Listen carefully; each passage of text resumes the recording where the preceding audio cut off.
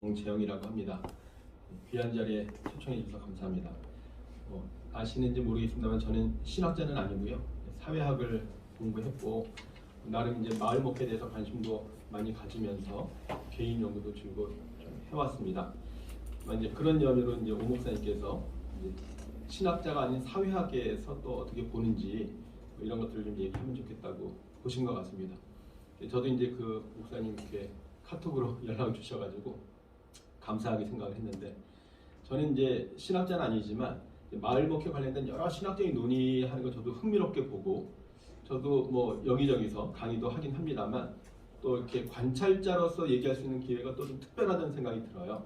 제가 어떤 마을 목회 이론을 얘기할 수도 있지만 그런 내용이 오늘 이제 없진 않습니다만 좀 제가 관찰자로서 약간 옆에서 신학적인 내용들을 이렇게 좀 바라보고 하는 그런 내용들을 다루게 된 것이 저로서는 상당히 좀 의미 있는 시간이 된다고 생각합니다. 다만 이제 오늘 이렇게 준비를 하면서 보니까 앞에 하신 그 목민신학이나 민중신학을 제가 너무 몰라가지고 다루지 못한 게 참 죄송스럽고 나중에 조금 더 연구를 해야 되겠다 그런 생각도 좀 하게 됐습니다. 좀 부족하지만 들어주시면 감사하겠습니다. 뭐 저희 학교 이제 홈페이지에 있는 건데요. 학교 홍보를 하려고 하는 것은 아니고 저희 학교가 이제 그 4학차 과목에 보면 이제 실천신학 전공이 해당됩니다만 커뮤니티 빌딩이라고 제가 지금 맡고 있는 과목이 있습니다. 한 학기 동안 일종의 이제 마을 목회 관련된 내용들을 다루고 있는데, 이것은 저희 학교가 이제 2005년에 설립됐는데 설립 당시부터 해온 겁니다. 최근에 마을 목회에 대한 관심이 커져서 다뤘다기보다는 뭐 아시는 대로 이제 민중신학, 민중교회는 뭐 이미 뭐 역사가 굉장히 오래됐습니다만 그 이후에 계속 이제 마을 목회 뿌리가 이어져 오고 있다고 볼 수 있는데, 이제 저희 학교에서도 이제 이런 것들을 중요하게 생각하면서 개교 때부터 이런 과목을 만들어서 하고 있고요. 그 처음에는 제가 주도하지 않고 김경동 교수님이라고 서울대 그 사회학과 명예교수이신 김경동 교수님이 이제 은퇴하시면서 저희 학교 오셔가지고 요 과목을 이렇게 주로 하셨고, 제가 공동 교수로 같이, 저희 학교 이제 당시에 다 팀 티칭을 했기 때문에 공동 교수로 같이 참여를 했습니다. 그때 이제 그 교수님께서 발빠르게 이제 이 강의를 하기 위해서 교재 겸 만든 책입니다. 기독교 공동체 운동의 사회학이라고 이렇게 책을 출판해서 지금은 아마 책이 나오는 것 같은데 많이 품절이 돼 있어서 구하기 조금 어렵긴 합니다만, 이런 책을 가지고 또 한 학기 강의를 하셨고요. 그 부제에 보시면 코이노니아의 이론과 전략이라고 이렇게 쓰셨는데, 나중에 설명하시기를 이거를 코이노니아라고 할 게 아니라 디아코이노니아로 할 걸 그랬다 이런 말씀도 하시더라고요. 디아코니아하고 코이노니아를 합쳐가지고 그렇게 좀 신조어지만 그렇게 표현하는 게 좋지 않았겠나 이런 표현도 하시더라고요. 저도 이제 이런 쪽에 관심이 있어가지고 아마 2010년이었던 것 같습니다만, 두꺼운 책은 아니고 얇은 책인데 당시에는 주로 이제 농촌이 그래도 좀 이런 마을 공동체, 지역 공동체 하기에 조금 여건이 되지 않을까 싶어서 농촌에 관해서 좀 짧게 쓰면서 마을 공동체 얘기를 이렇게 풀어서 같이 저희 그 조성동 교수하고 쓴 적이 있고요. 그 이후에 2011년입니다. 그래서 기운실이라고 하는 단체에서 이 주제가 되게 중요한 것 같다라고 해가지고 1년 동안 뭐 그 공부도 하고 워크숍도 하고 탐방도 하고 그렇게 했던 기억이 있습니다. 그때 성남의 주민교회도 가서 목사님도 만나고 그랬던 기억이 나는데요. 저희도 이제 뭐 미약하지만 이런 마을 목회나 마을 공동체에 줄곧 관심을 가지고 옆에서 계속 쫓아왔다 이제 그런 말씀을 좀 드리고 싶어서 소개를 드렸고요. 최근엔 저희가 이제 사회적 목회라고 해서 저희 학교 안에 또 다른 세부 전공을 만들어서 이 사회적 목회 전공을 따로 모집을 하고 있고, 이 안에서 또 여전히 그 지역 공동체, 마을 목회에 대한 부분들도 다루고 있고, 농촌 목회라든지 여러 부분들을 다루고 있습니다. 아무튼 저희 학교가 이제 이 마을 목회, 마을 공동체 관련해서 계속 관심을 갖고 참여하고 있다는 말씀을 좀 드리고 싶었고요. 아마 마을 목회라는 말이 이렇게 좀 교계에서 정립돼서 확장되기 시작한 게 아마 2018년도에 예장 통합교단에서 총회 주제로 삼으면서 된 것 같습니다. 아마 이제 오필스 목사님께서 지난번에 그 발표를 하셨다고 들었는데 제가 그 수업 때문에 참여를 못해서 아마 그때 이제 2015년 얘기를 하셨을 것 같아요. 예만넷이 만들어지면서 마을 목회라는 말을 공식적으로 쓰게 되고, 그때 이제 마을 목회 한마당인가요? 처음 이제 시작을 하면서 이제 공식 용어로 이제 쓰여지게 되었다는 것을 말씀하셨을 것 같은데, 이제 2018년도에는 이제 총회 주제로 되면서 당시에 이제 쓰였던 다양한 표현들, 저도 이제 사실 수업을 하면서 지역 공동체, 마을 공동체 이런 말을 쓰면서 이런 것을 뭐 좀 목회적으로 표현한다면 지역 목회라고 할 수 있지 않을까, 마을 목회라고 할 수 있지 않을까라는 말 저도 수업 시간에 쓴 기억이 있는데 제가 어디 공식적으로 글을 쓰지 않았기 때문에 공식적으로 쓴 것은 아니지만 그런 관심들이 있었던 것이 마을 목회라는 말로 이렇게 정리가 된 것 같습니다. 제가 이렇게 좀 정리하고 제가 최근에 또 이제 그 연구한 게 있어서 그 내용 조금 소개하겠습니다만 앞에 이론적인 부분 이렇게 좀 정리하면서 보니까 마을 목회라는 말이 이제 아주 보편적으로 많이 쓰고 있긴 하지만 여전히 학문적으로 엄밀하게 정의된 것은 아니지 않는가 하는 생각을 해보게 되고요. 예를 들면 이제 마을 목회 개론이라는 책이 재작년에 나왔습니다만 노영상 교수님이 마을 목회 운동을 펼치며라는 글에 마을 목회를 하나님의 진정한 사랑으로 마을을 품고 세상을 살리는 목회다라고 표현하고 있습니다. 뭐 좋은 표현이긴 하지만 상당히 좀 포괄적인 표현이라는 생각이 들고요. 또 조용호 교수님도 사실 이쪽에 관해서 많이 연구를 해오신 교수님이신데 마을 목회는 교인들의 돌봄을 넘어서 지역 주민들의 전인적 삶에 관심을 갖고 지역사회 발전에 참여하면서 지역과 함께 성장하는 교회를 목표로 하는 것이다 라고 표현하고 계십니다. 역시 네, 좋은 표현이지만 뭐 어떻게 성장을 하는 것인지 전인적인 삶은 어떻게 이루어지는지 이런 좀 구체적인 내용은 없어서 좀 포괄적으로 얘기를 하고 있다고 생각이 들고요. 뭐 이런 것들이 이제 떠받치고 있는 중요한 신학이 몇 가지 있다고 생각이 드는데요. 말씀드린 대로 제가 이제 민중신학은 다루지 못했습니다만 제가 좀 익숙하고 또 많이 논의되는 것 중에 하나가 이제 선교적 교회라고 알고 있습니다. 영어로 이제 미셔널 처치라고 얘기를 하고 있는데요. 선교적 교회에 대해서 이제 한국일 교수님도 마을 목회에 관련된 책에서 마을 목회 이론적 근거로서 선교적 교회라고 논문 제목이 이렇게 되어 있습니다. 선교적 교회가 이제 마을 목회에서 굉장히 중요한 중심을 잡고 있다는 것을 설명을 하고 계십니다. 선교적 교회라고 하는 것이 하나의 그 교회가 구원의 방주가 되는 것이 아니고 지역사회에 들어가서 지역사회 안에서 선교적 사명을 감당하는 이런 것들을 이제 강조하고 있는 것으로 볼 수가 있습니다. 신학적인 얘기를 제가 자세하게 하기보다는 제가 좀 이해하는 내용과 관련해서 몇 가지 좀 쟁점이 있다 생각이 듭니다. 한 가지 이제 뭐 다 아시겠지만 표기 문제고요. 그 미셔널 처치라고 하는 게 그 영어에 미셔널이 없는 말인데 만들어 쓴 거죠. 미션이란 말이 이제 선교지만 선교란 말이 여러 가지로 좀 오용되고 남용되고 있어서 왜곡되고 있어서 이제 미셔널이란 말을 새로 만들어 쓴 겁니다. 우리나라 말로 번역할 때 선교적 교회라고 하면 여전히 선교란 말이 있기 때문에 많은 분들이 여전히 해외 선교를 많이 떠올리거든요. 여기서 말하는 선교는 해외 선교만을 말하는 게 아니기 때문에 그런 면에서 좀 혼란이 있다고 생각이 들고요. 그래서 이제 그 한국말로 번역하지 않고 영어 표기를 그대로 쓰는 분들도 있습니다. 미셔널 처치 이렇게 쓰기도 하고요.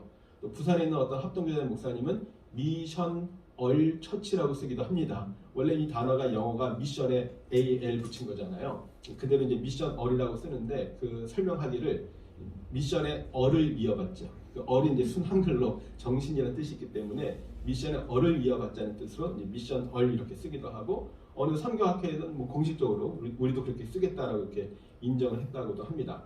어쨌든 이제 그 표기가 달라서 여전히 이제 선교적 교회라고 할 때 이제 학자들은 알지만 일선 교회에서는 여전히 해외 선교 많이 하자는 얘기인가 이렇게 좀 오해할 수 있는 부분들이 있는 것 같고요. 그게 제가 이제 두 번째 써놓은 부분들입니다. 그래서 선교적 교회에 대한 명확한 개념 공유가 없이 나름대로의 방식으로 이해하고 있기 때문에 공통된 이해가 성립이 되지 않고 있다고 생각이 들고요.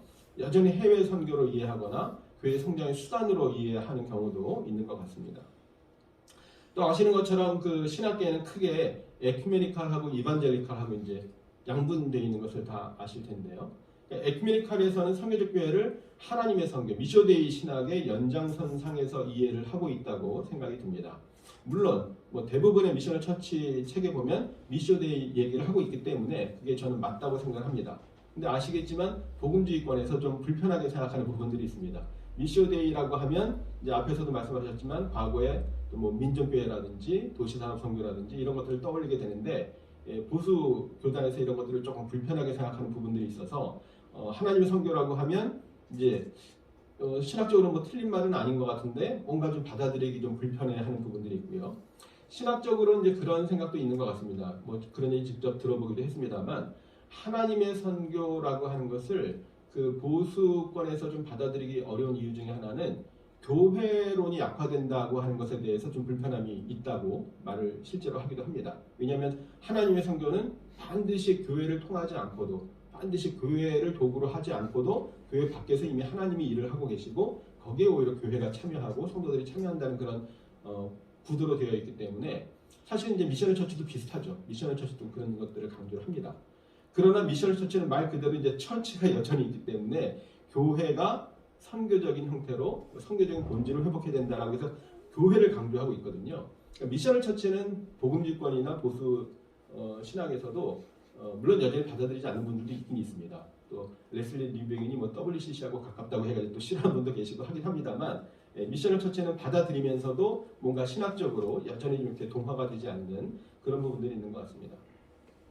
현실적으로는 기성교회에서 과연 이제 미셔널 처치, 선교적 교회를 할 수 있는가 하는 문제도 남아 있는 것 같습니다. 특히 이제 대형 교회에서 가능한가에 대한 많은 논의들이 있었는데 구체적으로 이것이 개척교회나 어떤 대안적인 교회뿐만 아니라 일반 교회에서 어떻게 선교적 전환을 할 수 있는지 이런 구체적인 논의도 신학적인 논의와 함께 구체적으로 좀 나와야 되지 않겠는가 생각이 들고요. 마을 목회에도 똑같이 적용되는 문제입니다. 제가 전에 마을 목회를 열심히 하는 어떤 목사님 만나서 인터뷰를 했는데 그분의 경험상 그렇게 표현하신 것 같아요. 대형 교회는 절대 마을 목회 못합니다 라고 단정해서 말씀하시더라고요. 그분의 특별한 경험이 있었거든요. 근데 이제 그것을 뭐 일반화하기는 어렵겠죠. 저도 좀 쉽지는 않다는 생각이 듭니다만 뒤에 조금 더 말씀을 드릴 텐데 이런 것들을 어떻게 좀 풀어낼 수 있느냐, 어떻게 기성교회나 중대형 교회에서 마을 목회를 할 수 있느냐 하는 것도 좀 고민해봐야 될 부분인 것 같고요. 마을 목회 신학으로 얘기할 때 또 많이 언급되는 것이 공공신학입니다. 잘 아시리라 생각이 듭니다. 그래서 마을 목회라고 하는 것이 일종의 하나님 나라 구현 운동이라고 볼 수 있고 공공신학도 사회 변혁을 목회 중심 역할로 강조한다는 점에서 통하는 면들이 많이 있다. 노영상 교수님 표현이고요. 송석환 교수님도 공공신학의 구체적인 실천의 장이 바로 지역 사회이기 때문에 공공신학은 이 마을 목회와 직접 연결되어 있다는 강조들을 많이 하고 있습니다. 굉장히 중요한 부분들이라고 생각이 듭니다. 관련해서도 좀 이런 생각을 좀 해보게 됩니다. 공공신학은 시민사회 발달과 함께 그 역할이 더 부각되었고요. 특히 이제 공론장이라고 하는 그런 이슈, 하버마스를 비롯해서 많은 사회학자들이 이제 강조를 하고 있습니다만, 그런데 과연 이 공론장에 어떻게 참여를 할까 하는 것들이 우리 한국 기독교인들에게 익숙하지 않은 문제인 것 같습니다. 교회 안에서 아까 이제 목민 신학 말씀하실 때도 수평적인 관계 굉장히 중요하게 말씀하신 것 같게 좀 인상 깊게 들었는데요. 사실 현재 한국 교회는 그런 형태는 아닌 거죠. 교회 안에 무슨 뭐 토론을 하고 의견 수렴하고 물론 뭐 재직회 공동회의 있습니다만 아시는 대로 이렇게 요식적으로 하는 경우들이 많이 있기 때문에 과연 교회 안에 다양한 이슈들에 대해서 정치 문제를 포함해서 여러 가지 교계 이슈들에 대해서 여론을 형성한다든지 토론할 수 있는 그런 장이 없다고 하는 것. 그런데 과연 우리가 공론장에서 어떤 역할을 할 수 있을까? 공공성이라는 이슈는 중요하지만 선언적인 의미는 중요하지만 실제로 우리가 공론장에 잘 참여할 수 있을까에 대한 문제들이 남아있다고 생각을 합니다.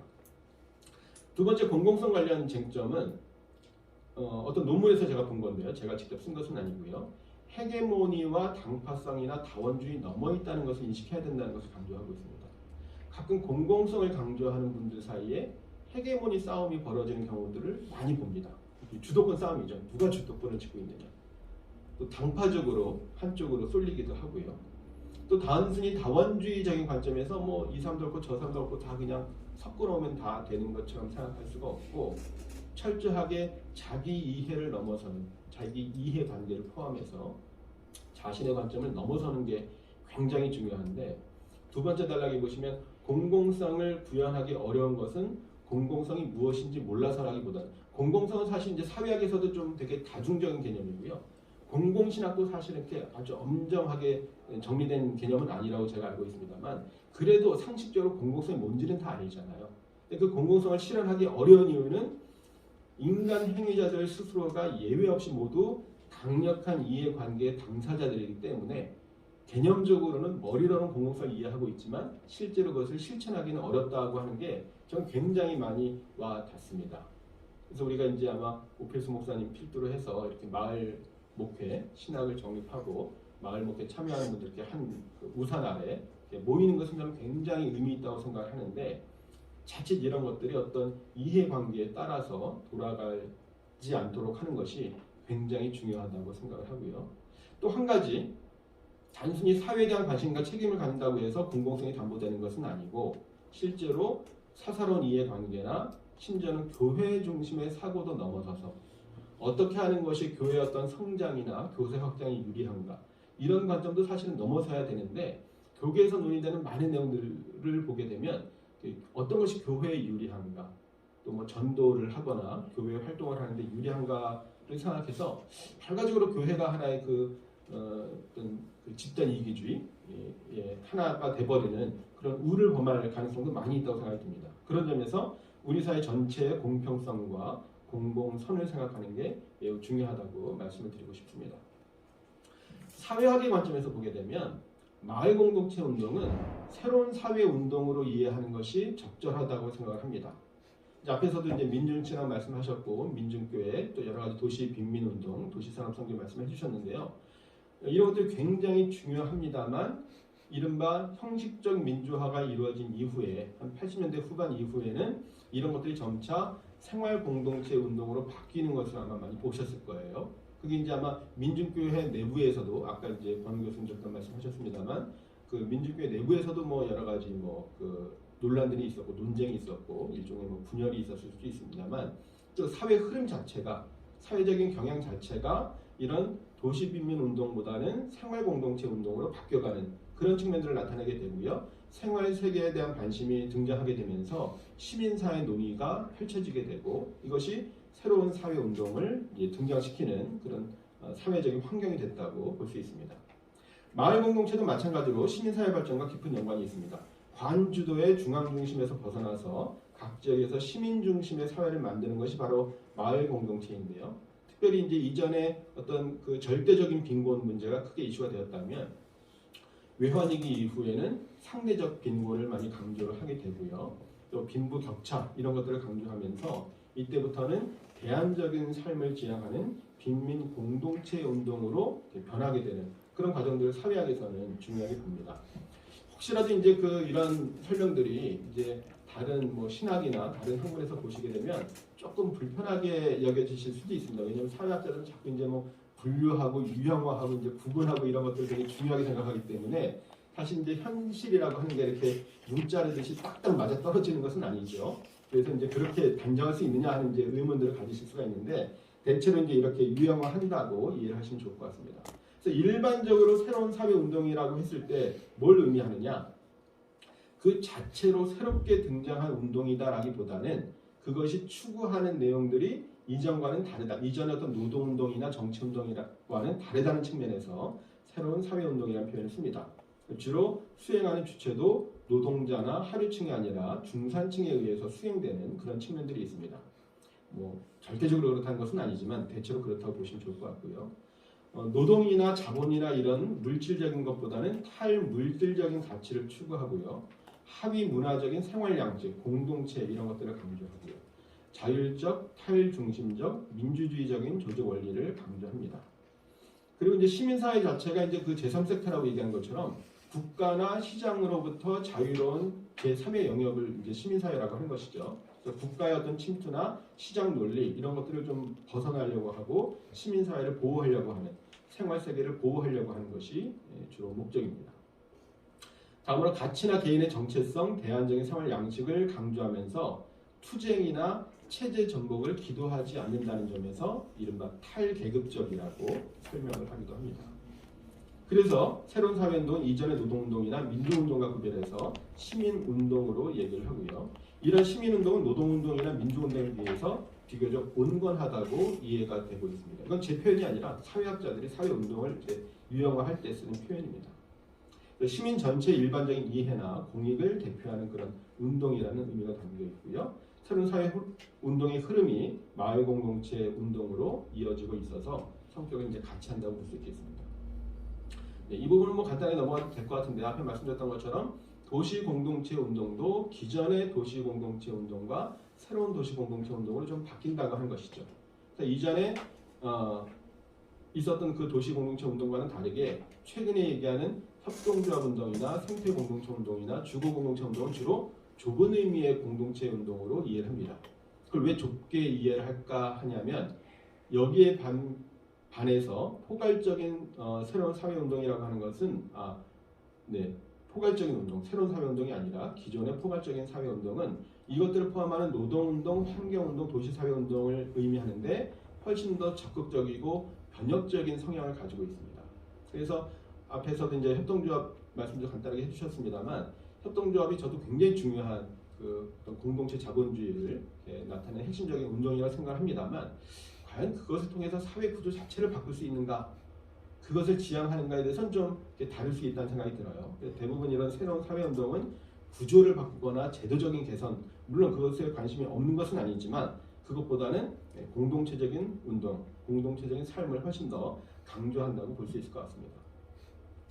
여기서 앞에 말씀드렸던 마을 공동체 운동, 마을 만들기가 바로 이제 마을 목회랑 직결되는 개념이라고 볼 수 있을 것 같습니다. 앞에 말씀드렸던 것처럼 지방자치가 확산되고 풀뿌리 민주주의가 강조되면서 지방별로 마을 공동체에 대한 관심이 높아지게 됐고요. 이때부터 쓰기 시작한 말이 이제 마을 만들기죠. 아시는 대로 이 말은 원래 우리가 만든 말은 아니고 일본 시민사회에서 마치지꾸리라는 말을 쓰고 있었는데 그래서 이제 그것을 번역해서 우리가 마을 만들기라고 쓰는 것이죠.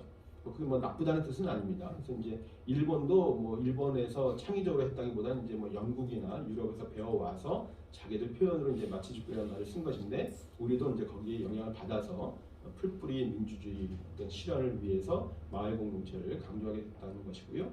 그 무렵부터 아마 목사님들 중에서도 마을 만들기, 마을 공동체에 참여하는 분들이 다수 나타나기 시작이 됐다고 볼 수 있겠고요. 이런 관심에서 이제 마을 목회라는 표현을 하고 있는데 마을 목회에 대한 그런 설명들을 보게 되면 기존의 마을 만들기에 대한 설명과 굉장히 유사한 것들을 확인할 수가 있습니다. 그런 점에서 마을 목회는 마을 만들기의 교회 버전이다 이렇게 이해해도 되지 않을까 싶습니다. 마을 목회 몇 가지 이제 쟁점이 있다고 생각이 드는데요. 첫째는 앞에 말씀드렸던 것처럼 복음주의 신학과 에큐메니칼 신학이 혼재하고 있다고 하는 것입니다. 혼재라니까 좀 부정적으로 들리는데요. 꼭 나쁘게만 표현한 것은 아닙니다. 저는 기본적으로 아까 말씀드렸던 것처럼 마을 목회라고 하는 큰 우산 안에 다양한 신학적인 관점과 다양한 한국교회들이 들어와 있는 것은 굉장히 좋은 일이라고 생각하고요.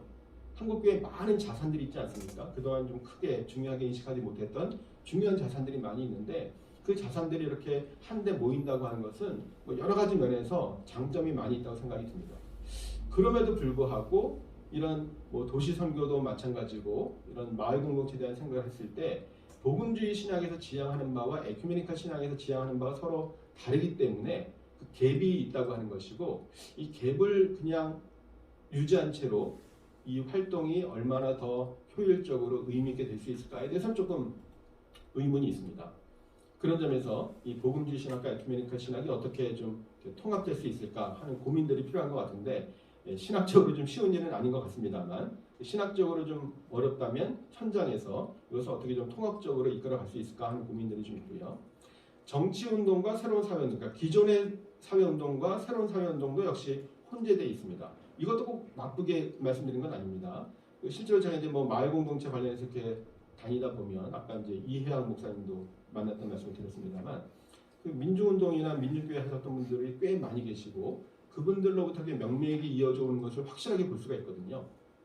근데 이제 오늘날에 최근에 들어서 한 뭐 5년, 길면 한 10년 사이에 마을 목회 관심 가지신 분들은 그런 내용들을 사실 전혀 모르다시피 하고 있고 그런 것과 연결되어 있다는 생각도 아예 없는 경우들이 많이 있습니다. 그래서 마치 지금 이제 막 새롭게 뭘 하는 것처럼 이렇게 얘기들을 많이 하시는데 이전에 벌써 80년대부터 70년대부터 하신 분들이 볼 때는 좀 이렇게 우스운, 뭐 좀 가소롭다고 할까요? 좀 그렇게 보시기도 하고 저거 우리 옛날부터 다 하던 건데 이제 와서 뭐 새로운 걸 하는 것처럼 이렇게 떠드냐 이제 약간 그런 반응들도 있더라고요. 좀 되게 중요한 부분이라고 생각이 들어요. 이게 이미 오래전부터 해왔던 그런 명맥이 있는 것인데 그런 전통을 전혀 이해하지 못하거나 뭐 무시하거나 하지 않고 이렇게 자산으로 받아들이는 것은 굉장히 중요하다고 생각합니다. 혹시 오 목사님께서 오늘 이제 세미나를 이렇게 구성하신 것도 그런 의도가 있으신지 모르겠어요. 그런 점에서 저는 상당히 의미가 있다고 생각이 듭니다. 그런데 어쨌든 입장 차이는 또 있다고 하는 것이죠.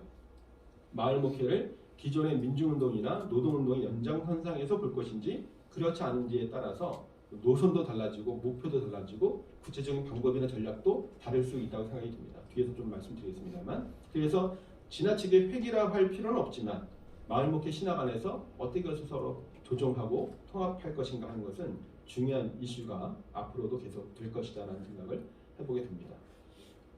세 번째로 농촌 공동체 운동도 마찬가지죠. 아마 이제 오 목사님께서 농촌 목회 하시니까 더 잘 아시겠습니다만 농촌 운동도 이제 두 가지 흐름이 좀 차이가 있다고 하는 것입니다.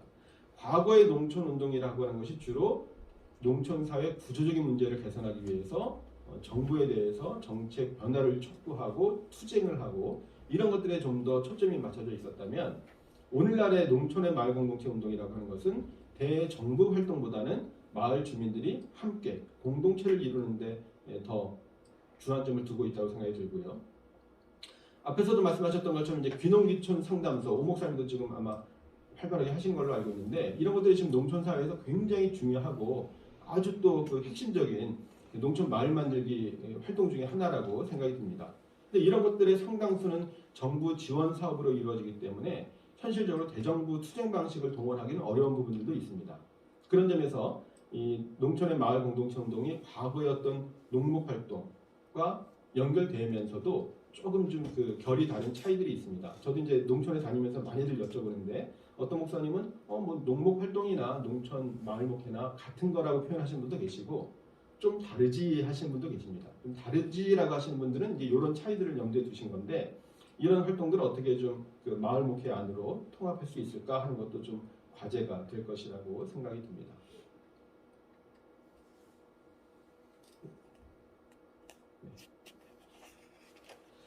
네, 다음으로 이제 마을 목회를 좀 더 체계성 있게 하기 위해서 이슈들이 몇 가지 있다고 생각이 드는데요. 지금 이제 자료집에 있는 것하고는 조금 다를 수도 있습니다. 제가 뒤에 이제 쟁점들을 좀 써놓긴 했습니다만, 제가 최근에 이제 마을 목회 관련해서 좀 조사한 게 있어서 그 내용 관련해서 좀 말씀을 드리려고 하는데요.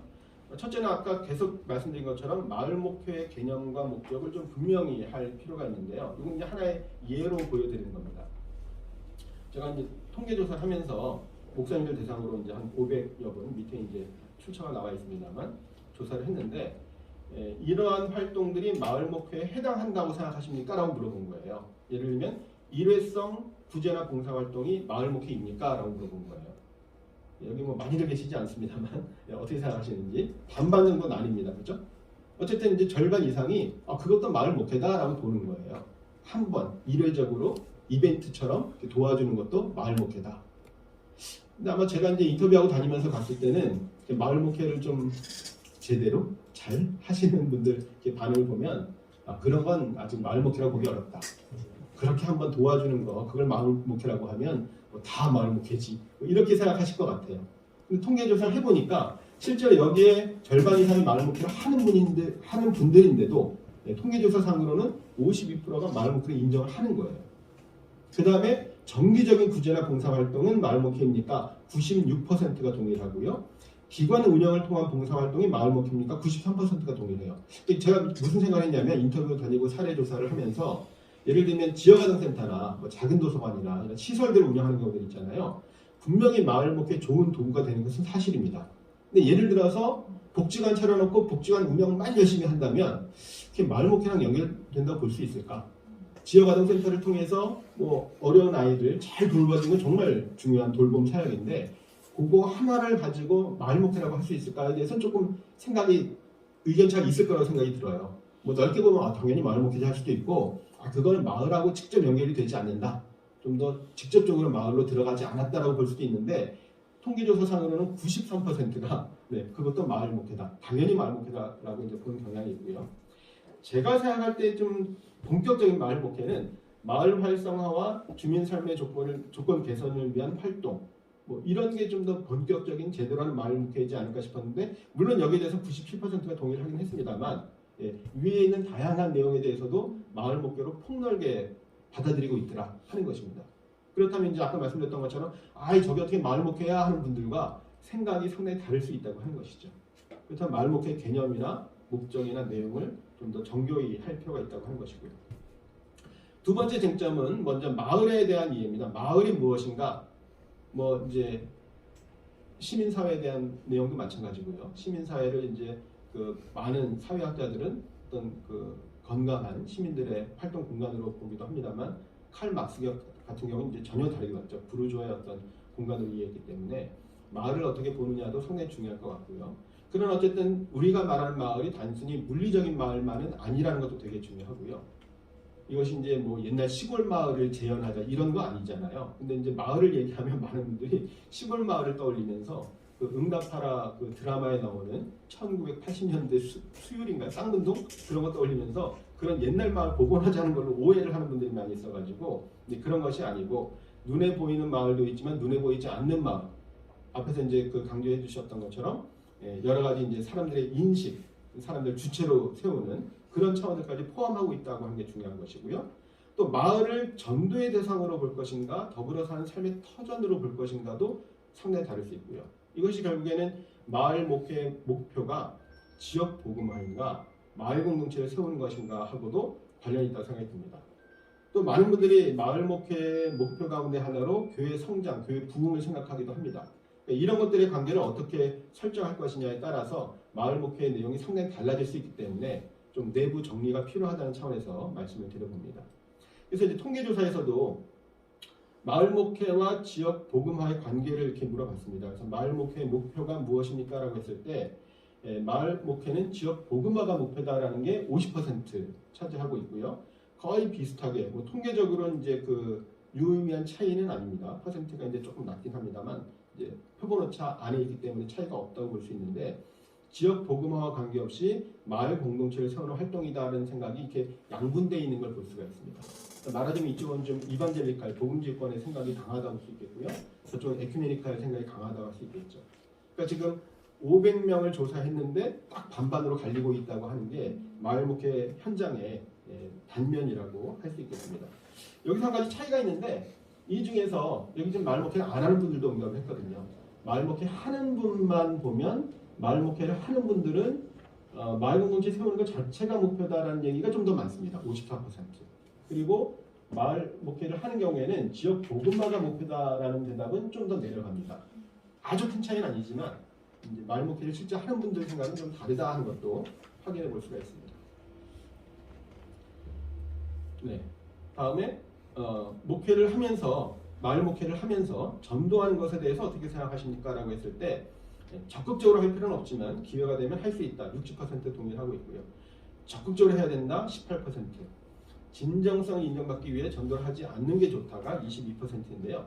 그 내용들을 보시게 되면 이 목사님들 중에 응답한 목사님들 중에 마을 목회 비중이 더 크고 마을 목회에 대한 만족도가 높고 또 마을 공동체 자체가 목표인 경우 지역 복음화가 아니라 마을 공동체가 목표인 경우에는 하지 않는 것이 좋다는 대답이 더 많이 있습니다. 그래서 마을 목회를 좀 더 적극적으로 하는 분들은 마을 목회는 전도를 위해서 하는 게 아니기 때문에 전도를 하지 않는 게 좋다는 대답이 더 많이 있더라 하는 것입니다. 마을 목회와 교회 부흥의 관계에 대해서는 3분의 2 이상이 간접적인 도움이 된다 이렇게 이해를 하고 있고요. 직접 도움이 된다는 분들은 14%, 관계 없다는 분도 15%. 근데 이것이 이제 현장에서 보게 되면 굉장히 중요한 이슈가 돼서 어떤 마을 목회를 한다는 그 좋은 사례들을 얘기를 들어보면 그래서 교회는 얼마나 부흥했는데요. 교인 수가 얼마나 늘어났습니까? 이거 꼭 물어보신 분들이 요즘도 많이 계신 것 같아요. 전에는 진짜 많았고요. 그래서 뭐 교회 부흥하고는 큰 관계가 없습니다라고 하면 그럼 뭐하러 하는 거예요? 이런 대답이 나오죠. 그래서 이제 아주 이렇게 열심히 이렇게 사례 발표를 하셨던 목사님들이 더 이렇게 주눅이 들고 맥이 풀리는 경우도 있었습니다만 현장에서 그렇게 생각한다는 것입니다. 다음은 이제 마을 목회를 체계화한다고 했을 때 이것을 여전히 목회라고 볼 것인가 공동체 운동이라고 볼 것인가 다시 말하면 마을 목회라는 용어 그 오 목사님이 이렇게 이제 공식적으로 쓰셨습니다만 이 용어 자체가 좀 적절한가 혹시 좀 부적절한 면은 없는가라고 이제 질문을 한 건데요. 다수가 71%가 적절하다고 이제 생각하고 있습니다. 적절하지 않다는 대답은 이제 20%가 채 안 되니까 다수의 의견은 아니에요.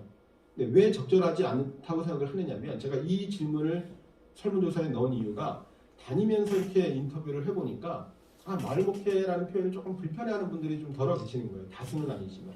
왜 불편하십니까? 라고 물어봤더니 마을에서 여전히 목회를 해야 되는 것입니까? 뒤에 제가 또 좀 정리한 내용이 있는데요. 그런 데 대한 질문이죠. 그래서 마을 공동체 활동이라고 하는 것은 앞에 권 교수님 말씀하신 것처럼 주민들이 주체가 되어서 평등하게 수평하게 이루어져야 되는 것인데 자칫 목회라고 하면 여전히 목회자 중심인 느낌이 들어서 그게 좀 불편하다고 얘기하시는 분들이 계시더라고요. 근데 반대 얘기하시는 분도 계세요. 뭐냐 하면 요즘에 이제 마을 활동가라든지 마을 안에서 공동체 활동 많이 하는 분들이 있는데 좀 뭐 다 그렇진 않겠지만 이제 약간 좀 공무원처럼 이렇게 돼가지고 그냥 일로 단순히 직업으로만 하는 분들이 많아 보인다는 거예요. 사명감을 하지 않고.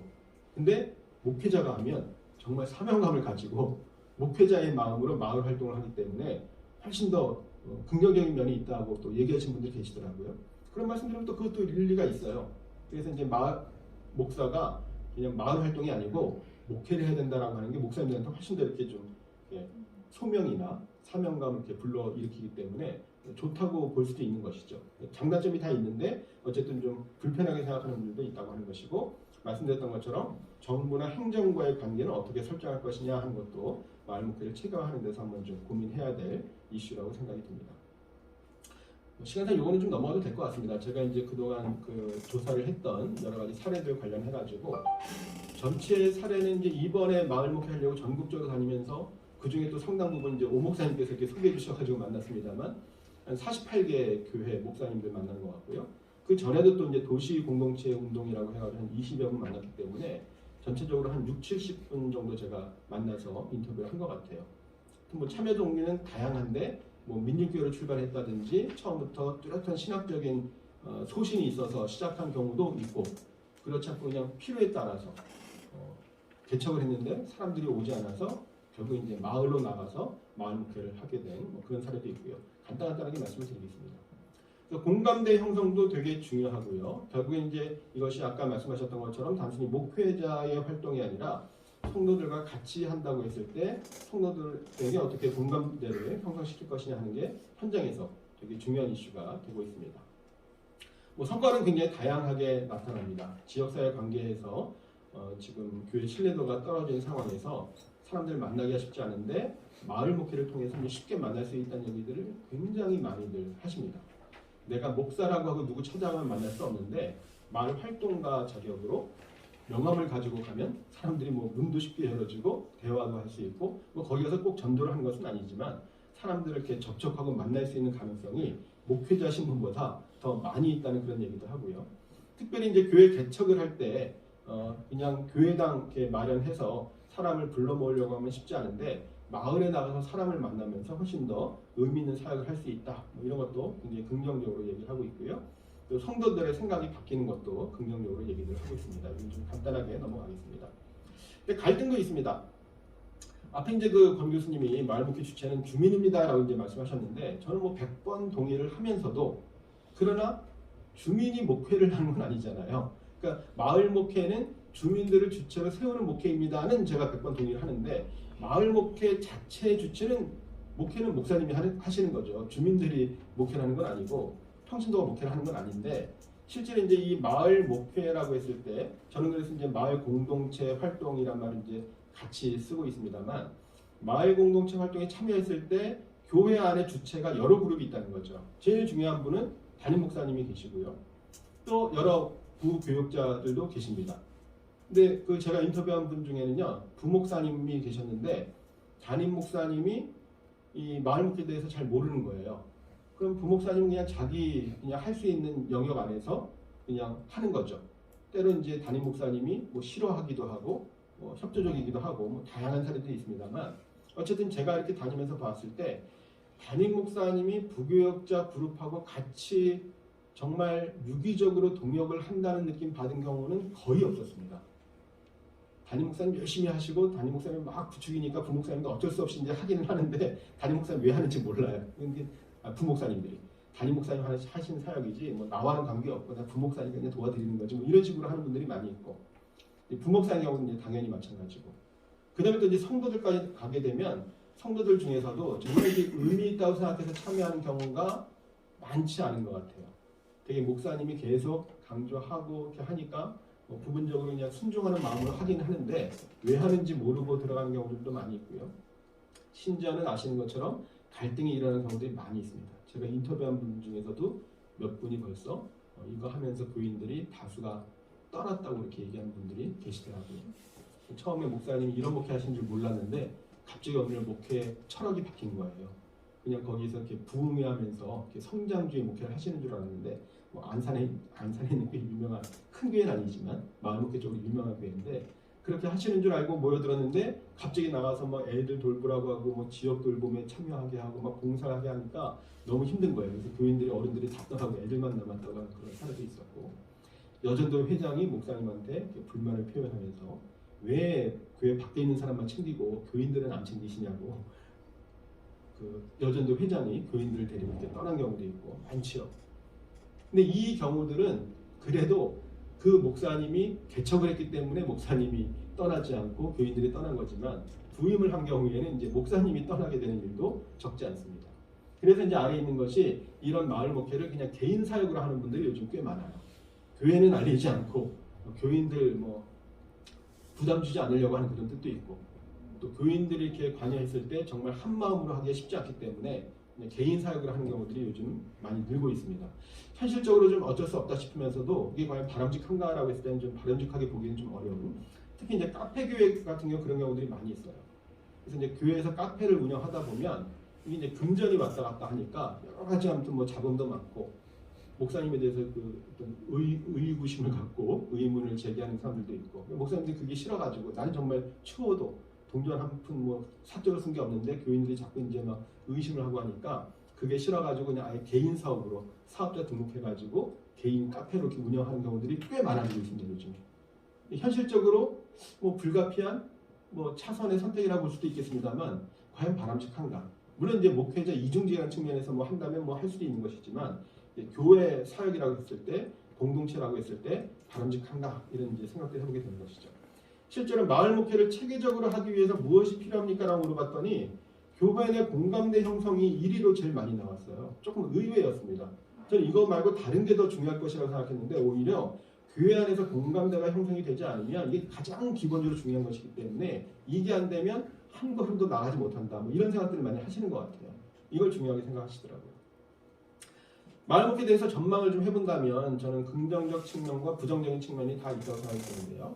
아까 말씀드렸던 것처럼 교회 신뢰도가 하락하고 있는 현실에서 중요한 대안이 될 수 있다고 생각합니다. 마을 목회에 대한 여러 가지 긍정적인 경험들을 물어봤는데 그 중에 2개는 좀 동의율이 낮았고요. 동의율이 높았던 걸 2개만 써놨습니다만 마을에서 진정성 인정받아서 목회자는 다르다고 칭찬을 해준 경우 이거 목사님이 하시니까 역시 다르네요. 뭐 이런 반응들 인터뷰한 동안 많이 들었거든요.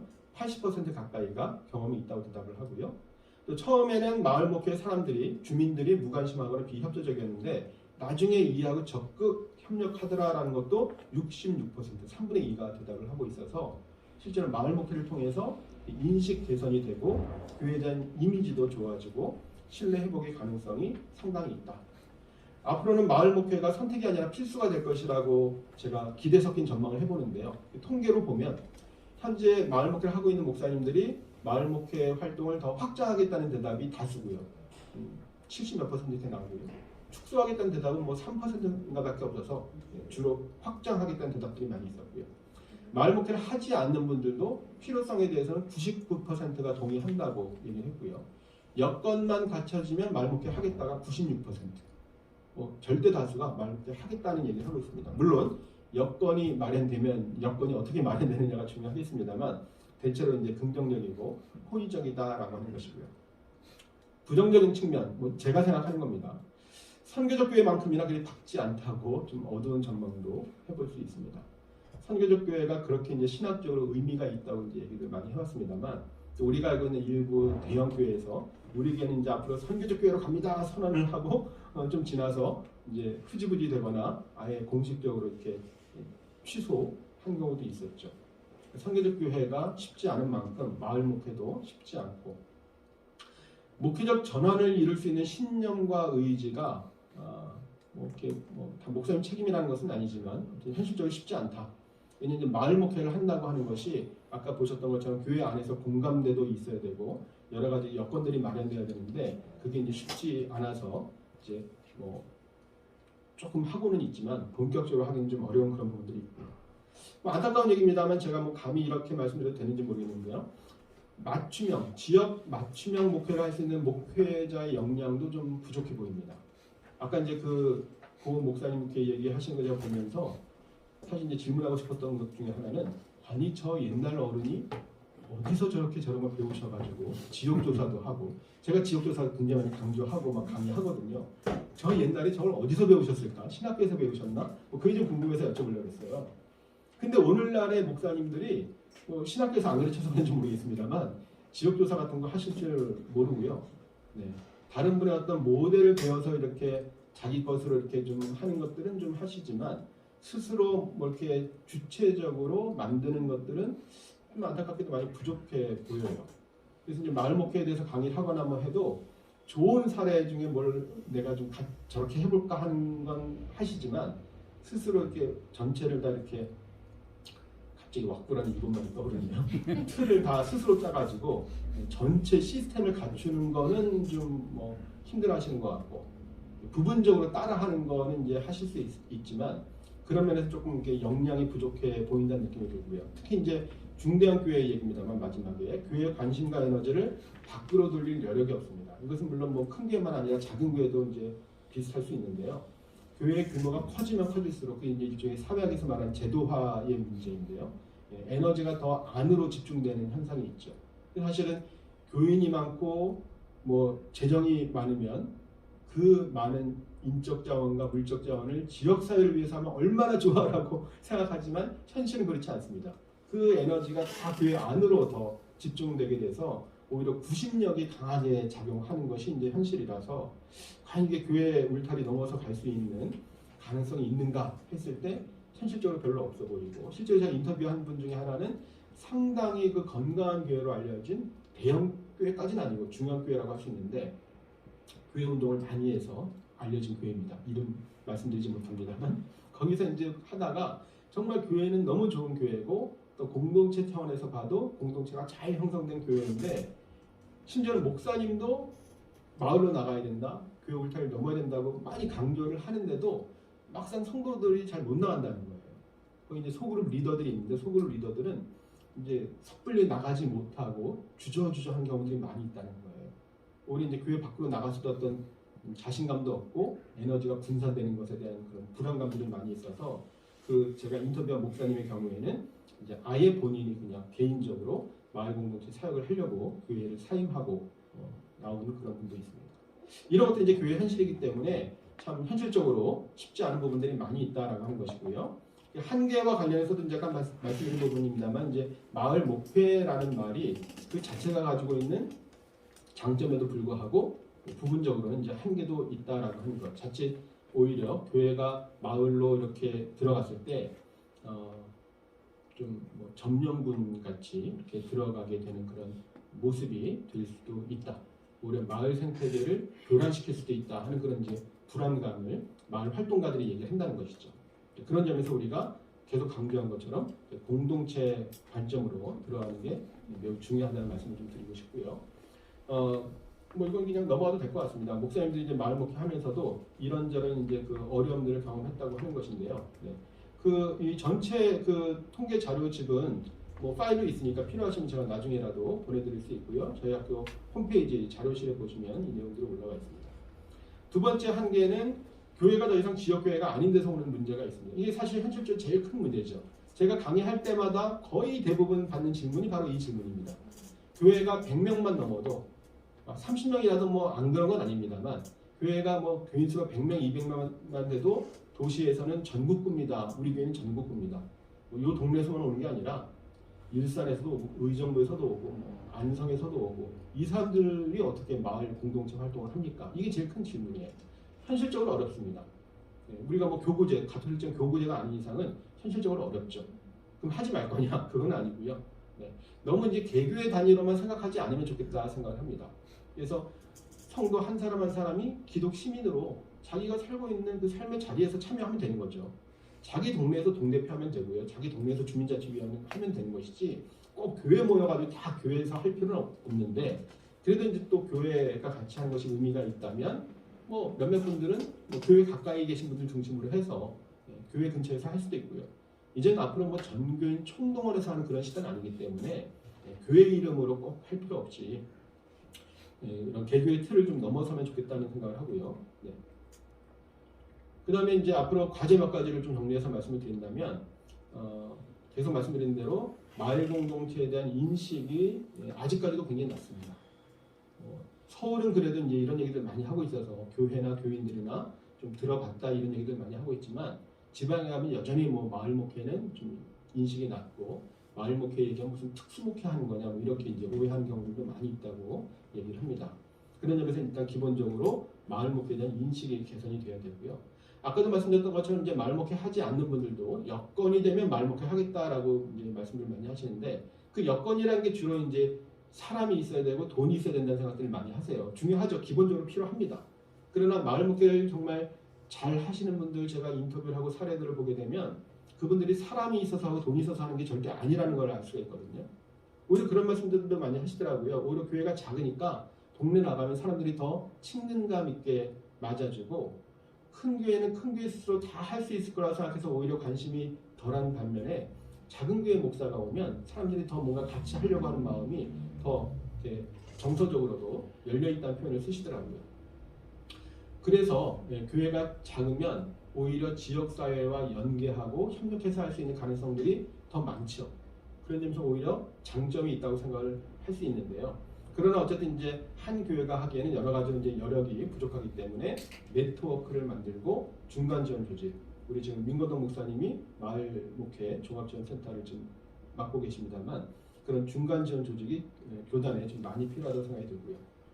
다시 한번 말씀드립니다만 반복됩니다만 분명한 목표 설정이 필요하다고 생각이 듭니다. 어쨌든 기독교 선교 차원에서 복음 전도, 영혼 구원 무시할 수는 없지만 이런 것들을 너무 중시하게 되면 마을 목회 자체가 위축이 되고 부차적인 것으로 인식될 수가 있습니다. 여기 계신 분들이 아마 안 그러시겠습니다만 이제 일반 교회에서 강의를 하다 보면 카페도 하고 도서관도 하고 그러는데요. 거기 많은 교회 재정이 투입이 되잖아요. 그것을 결과적으로 올해 몇 명 교인 등록했냐, 몇 명 교인 인도가 됐냐 이걸로 평가하면 사실은 의미가 별로 없습니다. 실제로 그게 전도가 되는 효과는 미미하다고 할 정도로 많지 않거든요. 사실 교회 성장을 위해서라면 안 하는 게 맞을지도 모릅니다. 저는 뭐 그렇게도 말씀드려요. 교회 부흥을 생각하신다면 좋은 선택이 아닙니다. 카페라는 게 나쁘다는 게 아니라 그 성과를 기대할 수 없기 때문에 그 왜 하는 것이냐? 당연히 마을 공동체를 위해서 하는 것이죠.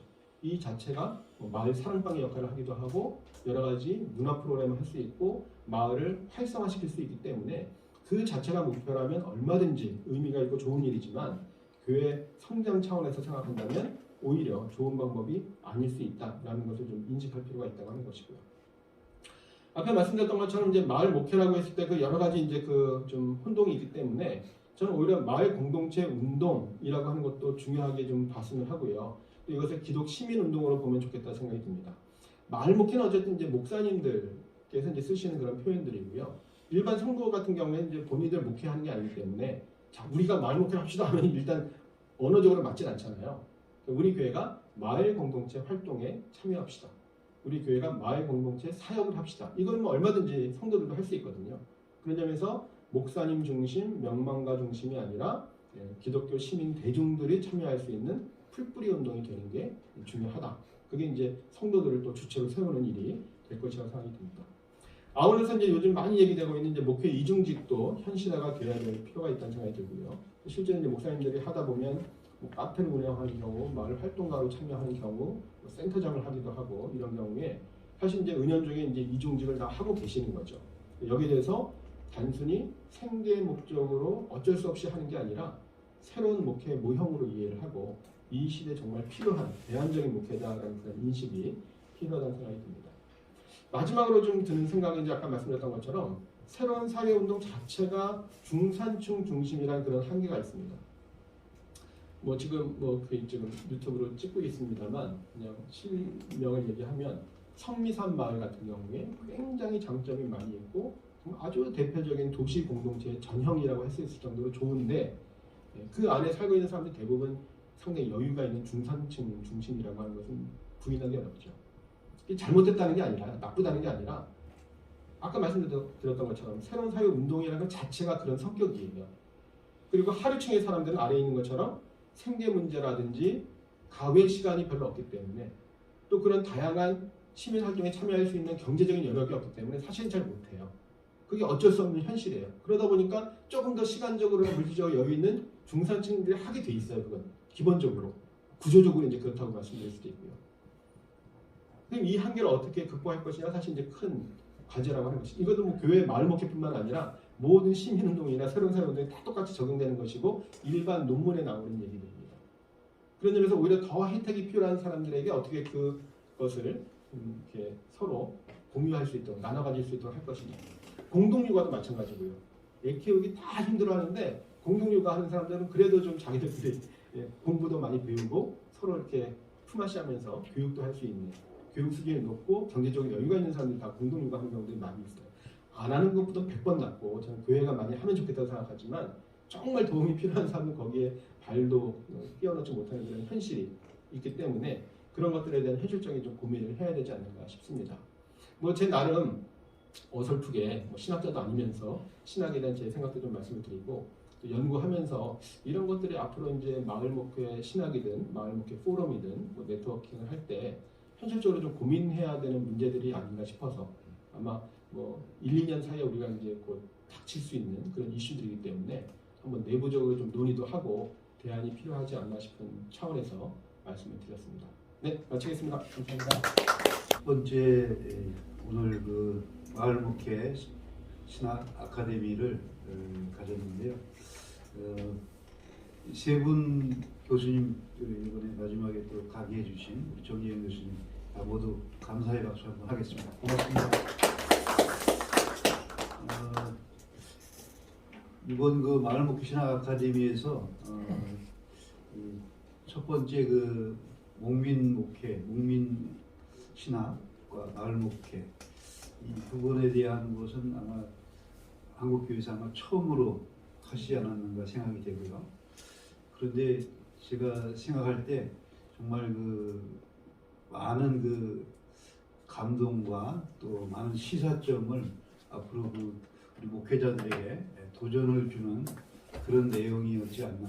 고영근 목사님의 그 목회가 정말 그 대단하고 대단한 그 열정의 그 목회였다고 하는 것을 새삼 느끼고 감동을 했습니다.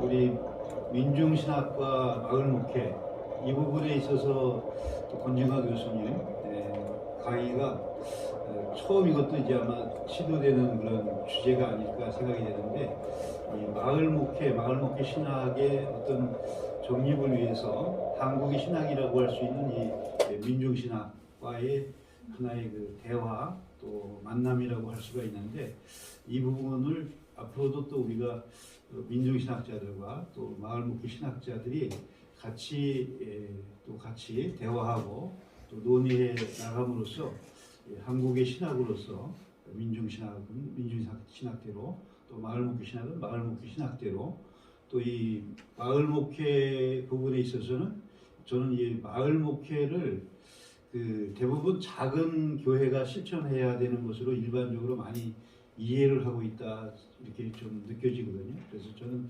지난번 그 CBS에서 그 파워 인터뷰 할 때 제가 생각하는 그 마을 목회에 대한 이야기를 저는 그 대형 교회도 또 중형 교회도 또 작은 교회도 개척 교회도 이 마을 목회를 하는 것이고 또 한국에 들어오셔서 선교하셨던 그 선교사님들의 선교는 역시 마을 목회였다.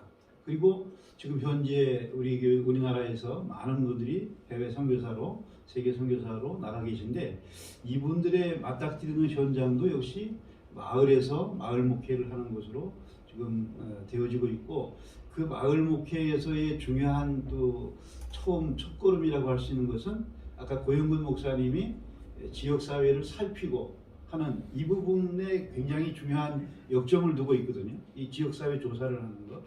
근데 이제 우리 정재영 교수님 아까 말씀하셨지만 오늘날 많은 목회자들이 이 부분에 대한 것을 신학생도 그렇고 좀 많이 좀 약화되어 있는 부분이 있는데 이 부분을 이제 그래서 신학대학의 그 커리큘럼으로 지역사회 조사 뭐 이런 개발하는 거 지역 개발에 대한 부분이나 이런 것들을 같이 병행해서 제가 신학을 공부할 때도 그런 얘기를 좀 강의 과목을 듣기도 했었는데 이 부분이 좀 많이 좀 아직 그 잘 자리가 안 잡혀 있는 게 아닌가 그런 느낌도 이제 좀 가졌습니다.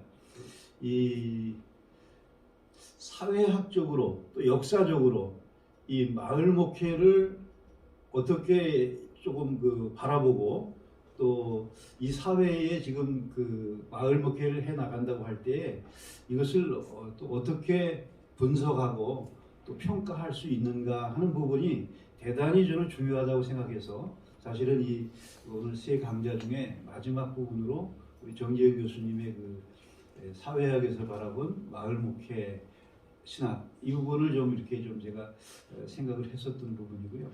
이런 부분에 대한 것은 앞으로 오늘 짧은 시간 동안에 우리가 다 하지 못했지만은 다른 또 시간을 통해서 또 같이 논의하고 또 같이 대화를 하고 하는 이런 부분이 계속 이어져야 될 부분이라고 생각하고요.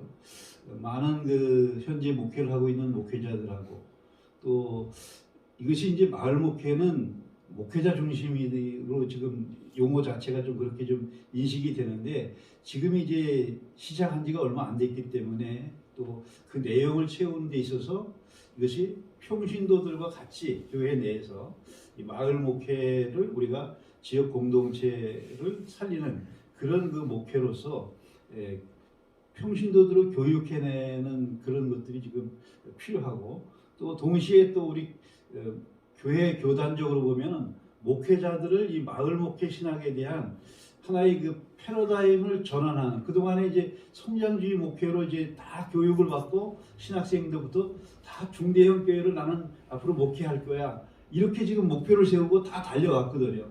그렇게 해왔기 때문에 이게 한순간에 변화가 어려운 거고 오랜 시간 동안 이렇게 자리 잡아왔기 때문에 이런 부분에 대한 말하자면 패러다임의 변화를 가져온다고 하는 것은 굉장히 많은 또 우리가 스스로 노력도 해야 되고 또 우리가 의도적으로 이 부분에 대한 것을 우리가 같이 변화를 위한 그리고 이것이 진정한 하나님의 교회를 위한 교회의 교회됨을 위한 하나의 일이라고 생각하고 또 마을 목회 이 운동을 저는 운동적으로 어떻게 보면 하나님 나라 운동으로서 이것을 예수님의 운동으로서 마을 목회 운동을 펼쳐나가야 되는 것이다.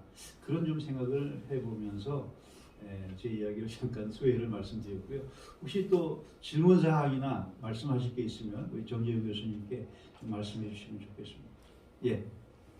유튜브 이렇게 보신 분이 이제 질문을 하신 건데요. 대신 질문해 달라고 해서.